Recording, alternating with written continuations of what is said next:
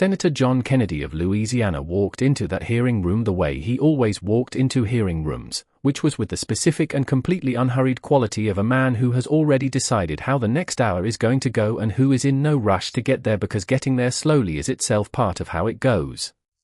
He carried with him the specific combination of qualities that had made him one of the most watched figures in the United States Senate, not because of the legislation he had authored or the committees he had chaired or the policy positions he had staked out over the years of his service, though all of those things were real and all of them mattered in the specific and consequential way that the work of a United States Senator matters when the work is being done seriously.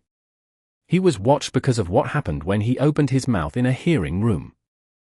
Because of the specific and completely distinctive quality of what came out when he opened his mouth, which was language that did not sound like the language of a United States Senator and that was therefore more effective than the language of a United States Senator in the specific and paradoxical way that things are often most effective when they arrive in a form that does not announce itself as the thing it is. He talked like a man from Louisiana. He used metaphors that had no precedent in the congressional record. He deployed the specific and sometimes baffling imagery of someone whose relationship to the English language was both deeply traditional and completely personal, who had arrived at a way of saying things that was entirely his own and that produced in the people hearing it the specific and slightly disorienting experience of being surprised by words that were also, somehow, exactly right. Ilhan Omar had been in the Senate hearing room before. She had been in rooms like this one many times, had sat across from questioners who were not friendly and who were not asking questions in the spirit of genuine inquiry but in the spirit of the political hearing, which is the spirit of the carefully prepared and strategically deployed question that is designed to produce a particular outcome rather than to generate a genuine answer. That is a statement wearing the costume of a question and that expects in return not an answer but a response. That can be clipped and shared and used as evidence of whatever the questioner came to the hearing to find evidence of. She was experienced with this. She was a politician herself, a congresswoman who had navigated the specific and very public kind of scrutiny that her particular combination of identity and politics had generated since her first election, who had been the subject of more congressional resolutions and more floor speeches and more television segments than almost any other member of Congress of her tenure, who had learned through the experience of being the subject of all of that to engage with the hostile questioner in the ways that were available to her, which were the ways of the prepared and the experienced and the not easily rattled, the ways of someone who has been in enough rooms like this one to have developed a relationship with the experience of being in them that is not comfortable but is not unfamiliar. What she had not fully prepared for was the specific variety of John Kennedy. He began where he always began, which was somewhere that seemed entirely unrelated to where he was going, and that was the point, that the seeming unrelatedness was itself the technique, the approaching from the direction that the prepared defenses had not been oriented toward, the arriving from the angle that the architecture of the expected confrontation had not anticipated.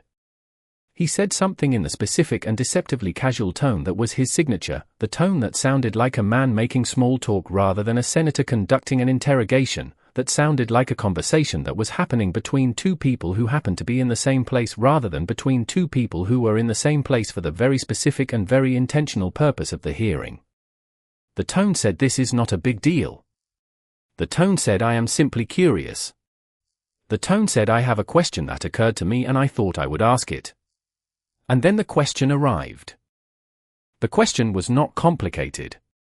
This was the other thing about John Kennedy's questions that the people who had watched enough of his hearings had come to understand, that the most effective ones were the simplest ones, that the specific and devastating quality they had was not the quality of complexity or of layered legal or policy analysis but the quality of the thing that everyone in the room was thinking and that nobody had yet said plainly, the quality of the obvious thing stated so directly and so clearly and in such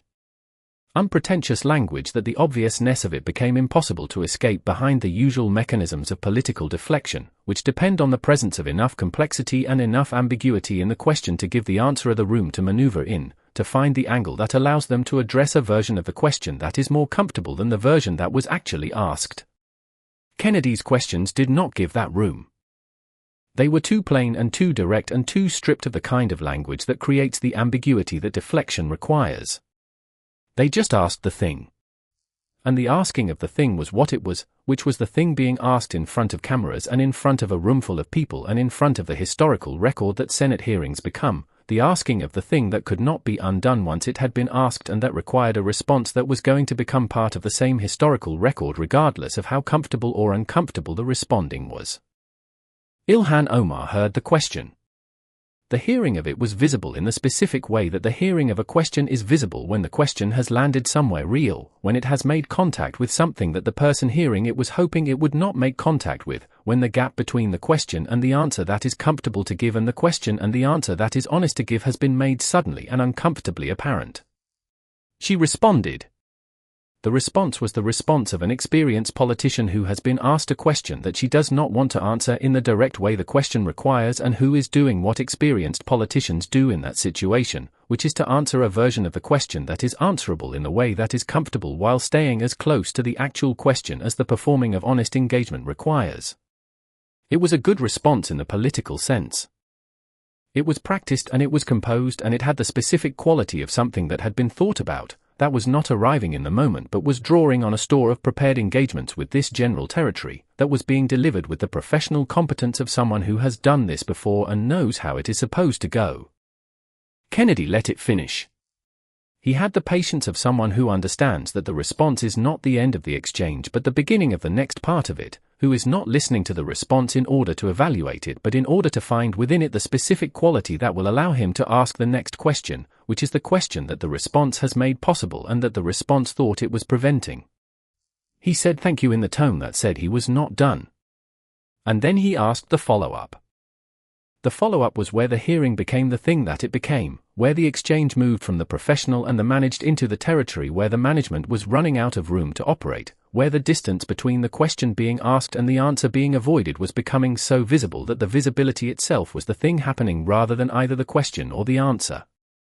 He said the follow-up in the same unhurried and apparently casual tone that he had used for the first question, with the same quality of a man who is simply curious, who simply wants to understand, who simply has another thing he wondered about and thought he might ask while they were already talking. And the follow-up was more specific than the first question. It was the first question with the room for maneuver reduced, with the angles that the response had been using closed off, with the territory of honest engagement narrowed to the point where navigating around it was requiring more visible effort than the navigation had required before. The room shifted. Not dramatically. Not in the specific and obvious way that a room shifts when something theatrical happens that everyone can see and respond to simultaneously. In the more subtle and more interesting way that rooms shift when something is happening that requires paying attention to understand, when the thing that is happening is not the thing on the surface but the thing underneath the surface that the thing on the surface is the evidence of. The people in the gallery who had been watching with the general and slightly distracted attention of people who are in a room where something official is happening and who are waiting for the official to become interesting felt something change and adjusted their attention accordingly. The people behind the cameras felt it. The other senators in the hearing room felt it, the ones who were there and who were watching the exchange with the specific interest of colleagues who understand both of the people in the exchange and who are therefore able to read at a level that the casual observer cannot what is happening between them. Everyone in the room felt it. The room was no longer simply a room where a hearing was happening. It was a room where something was happening. Ilhan Omar responded again. The response was still practiced and still composed and still had the quality of something that was drawing on prepared material. But it had something else now too. It had the quality of something that was also working in real time, that was also responding to what was happening in the room rather than only to what had been anticipated, that was also navigating the specific terrain that the exchange had created rather than only the general terrain that the preparation had equipped her for. She was still good at this. She was still the experienced congresswoman who had been in rooms like this one and who had the resources that experience provides. But the resources were being drawn on in a different way than they had been in the first response. The first response had been management. This response was something closer to navigation. The difference between management and navigation is the difference between being in control of the situation and being in relationship with the situation, between directing what is happening and responding to what is happening, and the difference was visible to anyone who had watched enough of these exchanges to know what to look for. Kennedy asked the follow-up to the follow-up. This was the specific and characteristic quality of his hearings that people who had studied them had identified as the thing that distinguished the exchanges that became the exchanges everyone remembered from the exchanges that were simply hearings. It was not the first question or even the second question. It was the third question, the question that arrived after the first two had established the territory and after the responses to the first two had revealed the specific shape of what was not being said, the question that used the shape of what was not being said as its raw material, that pointed directly at the thing the first two responses had been working to avoid pointing at. The third question was always the plainest of the three. It had to be. Because by the time it arrived the room had been prepared to receive something plain, had been made ready by the preceding exchange for the specific and slightly startling clarity of a question that says the thing directly after several minutes of approaching the thing from angles that preserved the appearance of not quite saying it. The third question said it. And the room, which had been moving toward the moment of the third question being asked and the answer it was going to require, arrived at the moment and at the requirement simultaneously. The reaction was what the title of the video promised it would be. Not theatrical. Not the dramatic visible collapse of composure that theatrical reactions involve. Something more contained and therefore more significant, the specific and very particular quality of a reaction that is trying to remain managed and that is not entirely succeeding, that has the composure on the surface and something else visible underneath the composure, that shows the person responding to a situation that is requiring something from them that they had not anticipated having to give. It was the reaction of someone who had arrived at the hearing prepared for the hearing and who had encountered something that was more than the hearing in the specific sense that it was more specific, more direct, more relentlessly focused on the particular than the general, more interested in the exact thing than in the approximate thing. It was the reaction of someone very good at the general being pressed on the particular. And the pressing produced the reaction. And the reaction was the thing that everyone in the room saw and that everyone watching the exchange afterward saw and that made the exchange it became, that turned a Senate hearing into the kind of moment that generates the specific and intense public conversation that such moments generate when they have the quality of something real rather than something performed. The exchange continued for several more minutes after the third question and the reaction to the third question. The continuation had a different quality than the beginning had, the quality of something that has reached its most important moment and is now in the process of working through the implications of the most important moment rather than building toward it. Kennedy continued in the same unhurried and apparently casual tone, asking the questions that the exchange had made available, following the thread with the patience of someone who has time and who knows that the thread leads somewhere and who is in no rush because the somewhere it leads is the somewhere the exchange was always going to arrive at if he simply continued asking the questions that the answers made possible.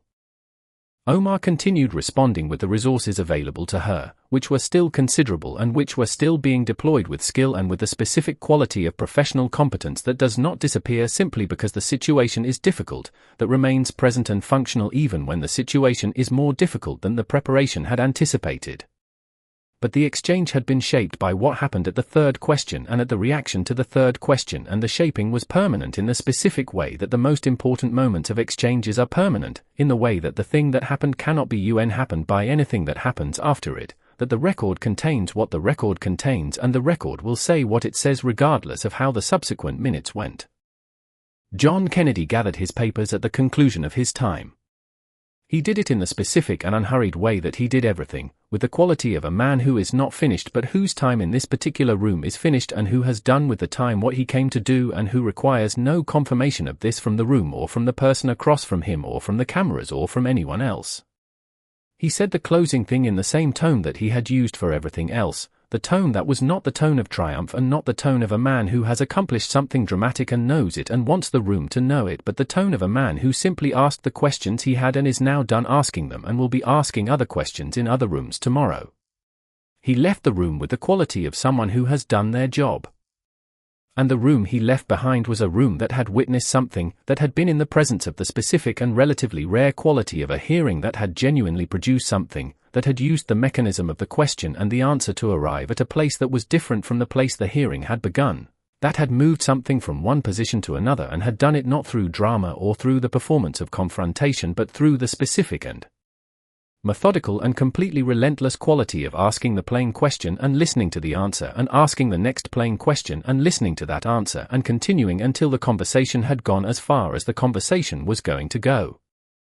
Ilhan Omar left the room with the quality of someone who has been in a difficult exchange and who is now on the other side of it, who has the resources and the experience and the professional competence to process what happened and to continue doing the work that she came to Washington to do, and that does not stop because of a difficult exchange in a Senate hearing room. She had been in difficult exchanges before. She would be in difficult exchanges again.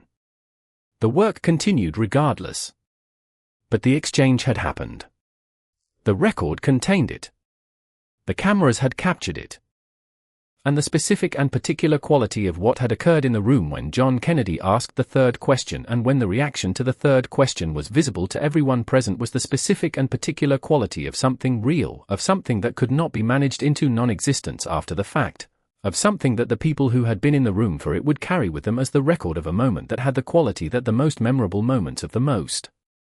effective hearings have, which is the quality of something having been found that was not on the surface but that was there, and that the right questions, asked in the right order with the right patience by the right person, had brought to the surface where it could be seen.